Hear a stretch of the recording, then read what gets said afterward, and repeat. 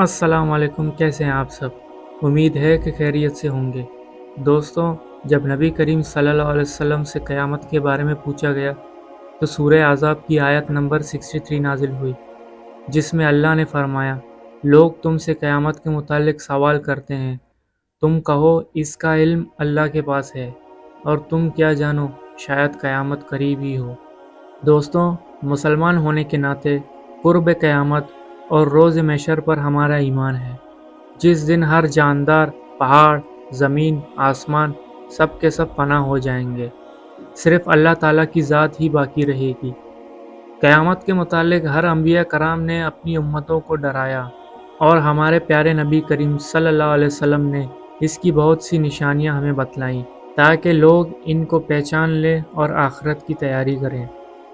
دو طرح کی نشانیاں آپ صلی اللہ علیہ وسلم نے قیامت کی بتلائی ہیں، ایک علامات کبریٰ اور دوسری علامات صغریٰ۔ علامات کبریٰ یعنی بڑی علاماتیں، جیسے دجال کا ظہور، سورج کا مغرب سے نکلنا، یاجوج ماجوج کا ظاہر ہونا، اور علامات صغریٰ چھوٹی علاماتیں۔ علامات صغریٰ کی کافی طویل فہرست ہے، جن میں سے کچھ کے حوالے سے ہم بات کریں گے جو موجودہ حالات میں چل رہے ہوں۔ ایک دفعہ حضرت جبریل علیہ السلام نے حضور صلی اللہ علیہ وسلم سے قیامت کے متعلق سوال کیا کہ قیامت کب آئے گی، تو آپ نے فرمایا، جس سے پوچھا جا رہا ہے وہ پوچھنے والے سے زیادہ نہیں جانتا، مطلب جتنا آپ کو معلوم ہے اتنا ہی مجھے معلوم ہے۔ تو جبریل علیہ السلام نے فرمایا، نشانیاں بتاؤ۔ پھر آپ صلی اللہ علیہ وسلم نے سب سے پہلی نشانی بتائی کہ باندی اپنے آقا کو جنے گی، مطلب قرب قیامت میں بیٹا ماں پہ حکومت کرے گا، جس طرح موجودہ دور میں ہم اپنے آنکھوں سے دیکھ رہے ہیں۔ حضرت ابن مسعود رضی اللہ تعالی عنہ سے روایت ہے کہ نبی کریم صلی اللہ علیہ وسلم نے فرمایا، اے ابن مسعود، قرب قیامت سے قبل عورتوں کے اندر بے پردگی اور بے حیائی عام ہوگی۔ وہ ایسے لباس پہنیں گی جن کو پہن کر بھی برہنہ ہوں گی، اور وہ مردوں کو اٹریکٹ کرنے کی کوشش کریں گی۔ آپ علیہ السلام نے فرمایا، ایسی عورتیں جنت کی خوشبو سے بھی محروم رہیں گی۔ دوستوں، کیا آج موجودہ سوشل میڈیا نے عورتوں کو نیم برہنہ کر کے اور اس کے ذریعے مردوں کو اٹریکٹ کرنے پر مجبور نہیں کیا؟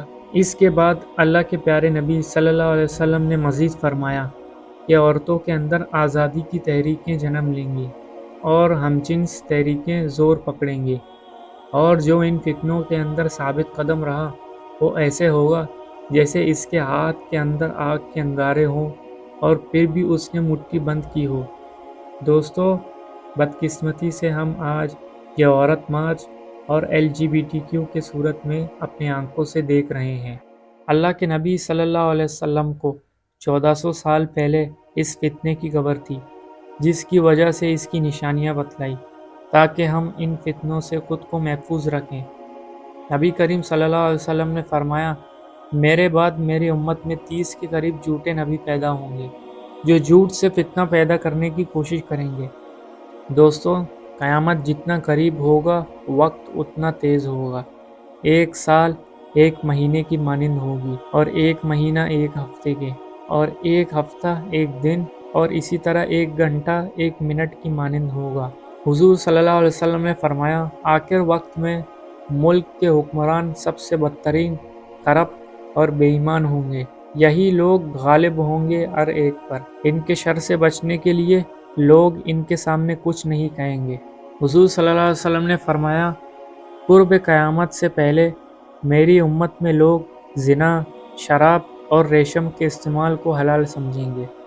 ایک اور حدیث میں آتا ہے، عرب جو اونٹوں کے چروائے، بکریاں چرانے والے غریب غربا ایک دوسرے سے بڑھ کر عمارتیں بنائیں گے، جو موجودہ دور میں ہم اپنے آنکھوں سے دیکھ رہے ہیں۔ تو دوستوں، یہ تھی کچھ قیامت کی نشانیاں جو ہم اپنی آنکھوں سے دیکھ کر بھی غفلت کی نیند میں سو رہے ہیں۔ موت سے پہلے موت کی تیاری کی بجائے دنیا کے فضول کام اور وقتی خوشی کے لیے اپنی آخرت کو اپنے اعمال سے برباد کر رہے ہیں۔ ہم نے اپنے اعمال سے اللہ کو ناراض کر دیا ہے۔